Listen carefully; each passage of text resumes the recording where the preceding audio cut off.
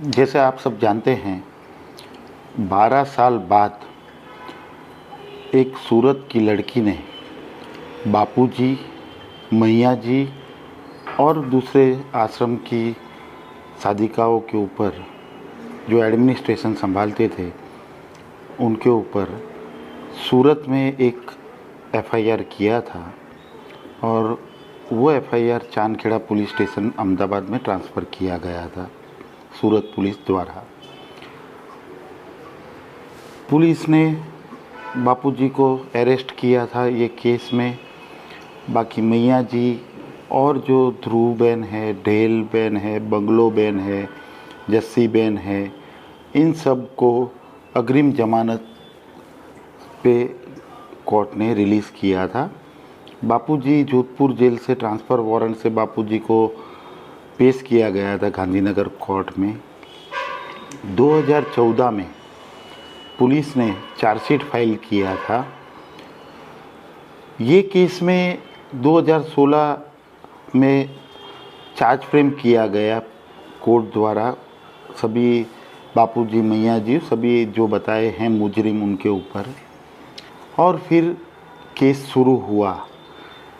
ये पूरा केस जो चला उसमें अपने ये बताने लगे, कोर्ट को बताया अपने ने अपने आर्ग्यूमेंट्स में कि ये एकदम फर्जी केस है।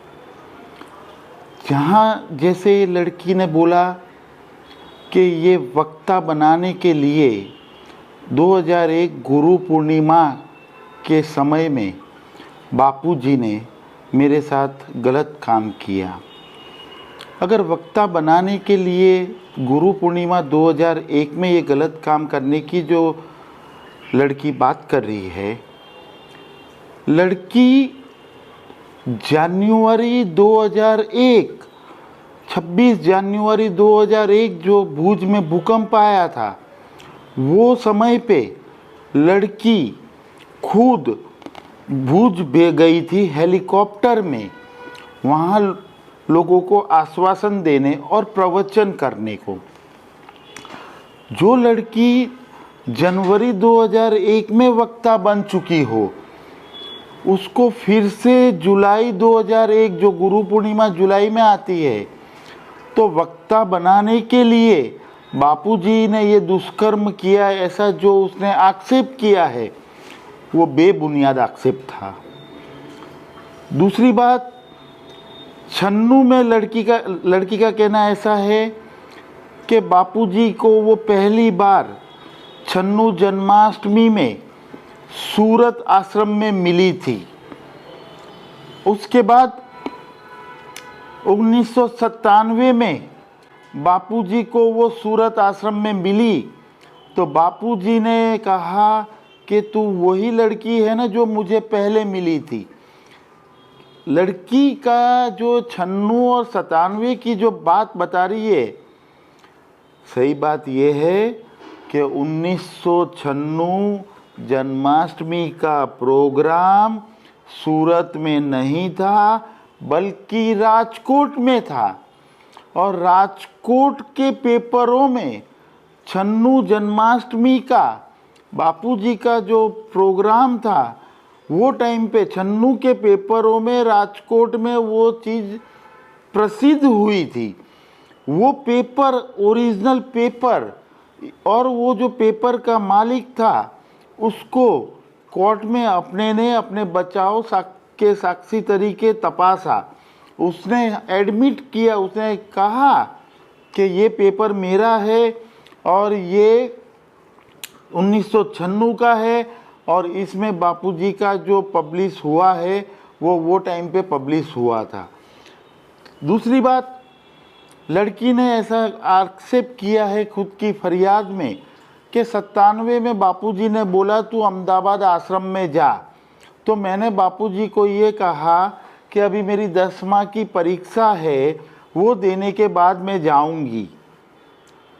सही बात तो ये है कि ये लड़की 1997 में 10वें स्टैंडर्ड में थी ही नहीं।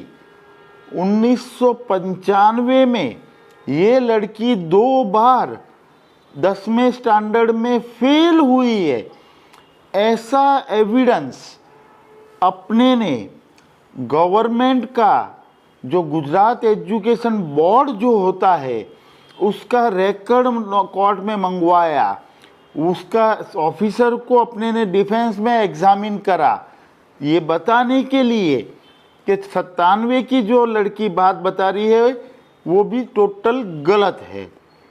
ये केस में जो लड़की है कंप्लेनेंट, उसने एक एलिगेशन ऐसा भी किया उसकी कंप्लेंट में कि 2001 गुरु पूर्णिमा के वक्त मुझे यानी लड़की को और टीना एक्यूप्रेशर को बापूजी की शांति वाटिका में ले जाया गया था।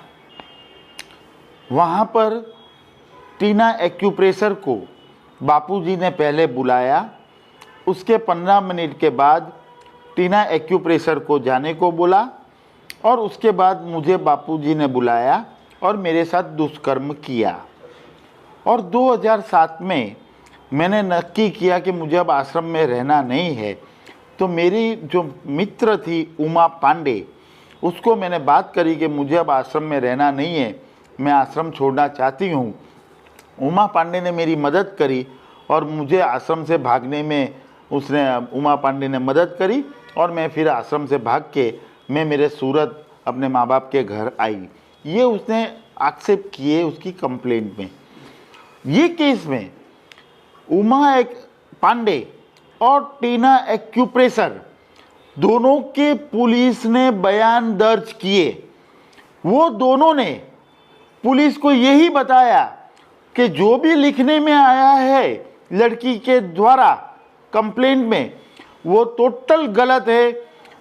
टीना एक्यूप्रेशर ने पुलिस को बताया कि मुझे कभी भी बापूजी के पास मैं गई नहीं हूँ, और जो कंप्लेनेंट जो है लड़की जिसने ये एक्सेप्ट करे दुष्कर्म के, वो जो भी बयान दिया है पुलिस में वो गलत है, ऐसा टीना एक्यूप्रेशर ने पुलिस को बताया। उमा पांडे ने भी बताया पुलिस को कि जो मेरे लिए लिखा गया है कंप्लेंट में कि 2007 में मैंने लड़की को भगने में मदद किया था वो भी गलत है। उमा पांडे ने भी पुलिस को यही बताया कि ये चीज़ जो लड़की ने मेरा नाम दे के बोली है वो टोटली गलत है। पुलिस ने ये दोनों के बयान लिए हैं, फिर भी ये दोनों को पुलिस ने ये केस में साक्षी नहीं बताया। ये पुलिस की फर्ज थी, अपने ने जो तपास अधिकारी है उसको ये बारे में डिटेल्ड क्रॉस की है और उसने एडमिट किया है कि हाँ बात सही है कि टीना एक्यूप्रेशर ने ये बोला था कि मैं कभी बापूजी के पास, उसने जो कंप्लेंट दी है लड़की ने उसके समर्थन में उसने बयान नहीं दिया। उमा पांडे के लिए भी जिसने इन्वेस्टिगेटिंग ऑफिसर है उसने एडमिट करा कि उमा पांडे ने भी जो लड़की के आक्षेप है उसको समर्थन नहीं दिया। उनने ये भी एडमिट करा तपास अधिकारी ने कि हमने इसमें ये केस में टीना एक्यूप्रेशर और उमा पांडे को साक्षी तरीके नहीं लिया है। जो दो इम्पोर्टेंट गवाह थे लड़की के कंप्लेंट के हिसाब से, वो दोनों ही कह रहे हैं कि ये गलत चीज़ें लिखी गई है, इससे ज़्यादा प्रूफ और क्या चाहिए। रही बात, लड़की ने ऐसा एक्सेप्ट किया कि मुझे कंप्लेंट में ऐसा एक्सेप्ट किया कि मुझे ढेल और बगलो 10 लड़कियों के साथ बापूजी के पास शांति वाटिका में वक्ता की पसंदगी के लिए ले गए थे, जबकि उसके 164 में वो बोलती है, लड़की बोलती है कि ध्रुव बहन हमको ले गई थी 10 लड़कियों को। ये जो कॉन्ट्राडिक्टरी वर्जन दे रही है लड़की, पहले कुछ बोलती है बाद में कुछ बोलती है, इसी से प्रूव होता है कि टोटली फर्जी केस बनाया गया था। ये केस में अपने ने जो लड़की के हस्बैंड है उसका भी क्रॉस किया गया था। लड़की के हस्बैंड ने एडमिट किया कि 4/10/2013 को उन्होंने जहांगीरपुरा पुलिस स्टेशन में कंप्लेंट दिया था। आपको जान के ताज्जुब होगा कि 4/10/2013 का जो जहांगीरपुरा पुलिस स्टेशन में कंप्लेंट था, वो कंप्लेंट इन्होंने सप्रेस किया और 6/10/2013 को लड़की की तरफ से जो डीसीपी है वहाँ के शोभाबेन भूतड़ा, उसके समक्ष ये एफआईआर लिया गया है। मेरा कहने का मतलब ये है कि 4/10/2013 को जो कंप्लेंट दिया, वो इन पुलिस की जिम्मेदारी थी कि वो कंप्लेंट रिकॉर्ड पे लाई जाए। वो नहीं लाए। पुलिस यही बताता है कि बापूजी और अन्य जो मैया जी है, उनके डॉटर है, ध्रुवबेन है, रेल बगलो, जस्सी, इन सबको फंसाने के लिए 6 तारीख को एक ड्राफ्टेड कंप्लेंट तैयार की गई। दूसरी बात, ये केस में 2008 में एक फैक्स आता है बड़ौदा से आश्रम में कि 5 करोड़ रुपए दो वरना गलत केसों में फंसाने में आएगा। वो जो फैक्स आया उसको लगत अपने ने, वो टाइम पे अडालज पुलिस स्टेशन लगता था, अडालज पुलिस स्टेशन में रिटर्न कंप्लेंट भी दिया और आश्रम के डॉक्टर केडी पटेल है, उसके द्वारा कंप्लेंट भी करवाया गया था। नंबर 3, ये केस में जो लड़की जिसने ये कंप्लेंट करी, उसकी सगी बहन है, उसको अपने ने बचाव के यानी डिफेंस के साक्षी तरीके बुलाया कोर्ट में। वो लड़की ने कोर्ट में बोला कि हर गुरु पूर्णिमा की जो प्रोग्राम होता है अहमदाबाद आश्रम में, वो हर साल आती है उसके माँ बाप के साथ। ये जो आक्षेप किए गए हैं बलात्कार के और दुष्कर्म के गुरु पूर्णिमा 2001 के, वो समय पे भी उसकी सगी बहन, जिसको अपने ने डिफेंस विटनेस तरीके कोर्ट में एग्जामिन किया, उसने बोला कि 2001 में भी मैं आई थी और वो टाइम पे ऐसा कुछ बनाव बना नहीं था। यही चीज़ बताती है कि बापूजी को यहाँ से नहीं छूटे हैं, तो हाई कोर्ट से पूरी उम्मीद है और मुझे आशा है कि जल्द से जल्द बापूजी जेल से रिहा होंगे। अपने ने अपनी तरफ से पूरी कोशिश करी, अपने ने अपने आर्ग्यूमेंट्स में, अपने ने डिफेंस विटनेस भी एग्जामिन करे, अपने ने अपने आर्ग्यूमेंट्स में सारा बताने की कोर्ट को बताया कि ये कई कारण है जिससे ये केस गलत साबित हो रहा है। आर्ग्यूमेंट सुनने के बाद नामदार जज साहब ने जजमेंट के लिए रखा और 30 जनवरी 2023 को जज साहब ने 6 आरोपियों को मुक्त किया, बाइज्जत बरी किया और बापूजी को सजा किया 30 जनवरी 2023 को। कितनी सजा करनी, उसकी सुनावनी 31 जनवरी 2023 के रोज रखी गई थी। 31 जनवरी 2023 को सरकार की तरफ से और अपनी बचाव पक्ष की तरफ से दलीलें हुई और दलीलें सुनने के बाद जज साहब ने बापूजी को उम्र कैद की सज़ा दी है। ये केस में पूरी उम्मीद है कि हाई कोर्ट में अपील दाखिल करके हाई कोर्ट से अपने को न्याय मिलेगा। मैं आशा रखता हूँ कि जल्द से जल्द हाई कोर्ट में अपील फाइल की जाए बापूजी की तरफ से और जल्द से जल्द बापूजी ये केस में से रिहा हो, ऐसी मेरी पूरी उम्मीद है।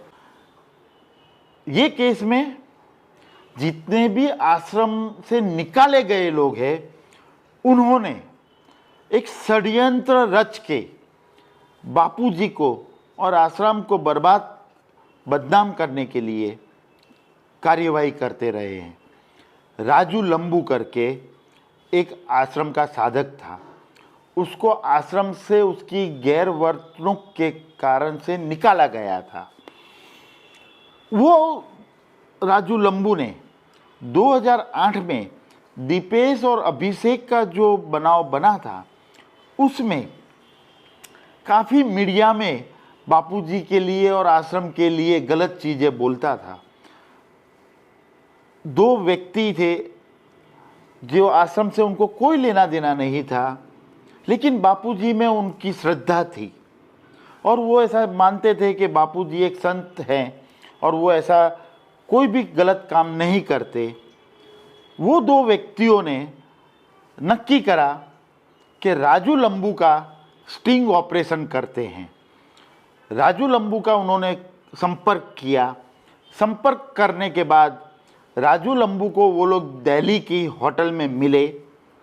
दिल्ली की होटल में राजू लंबू का उन्होंने स्टिंग ऑपरेशन किया, जिसमें राजू लंबू ये कहता है कि हम लड़कियां ढूंढ रहे हैं। ये बात 2008 की बता रहा हूँ कि लड़कियां ढूंढ रहे हैं, उसको हम पैसा देने तैयार हैं।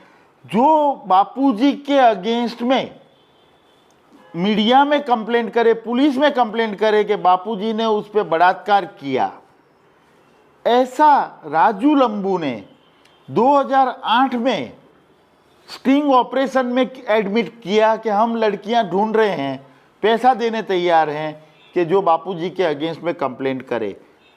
ये जो स्टिंग ऑपरेशन 2008 में किया गया था राजू लंबू का, उसके लगत डॉक्टर केडी पटेल जो आश्रम के साधक है, उन्होंने अहमदाबाद की कोर्ट में एक कंप्लेंट भी फाइल किया। राजू लंबू के ऊपर भी किया, संदेश प्रेस के ऊपर भी किया, ईश्वर नायक के ऊपर भी किया कि ये लोगों ने षड्यंत्र करके बापूजी को बदनाम करने के लिए एक ये षड्यंत्र कर रहे हैं, तो इसका तपास होनी चाहिए।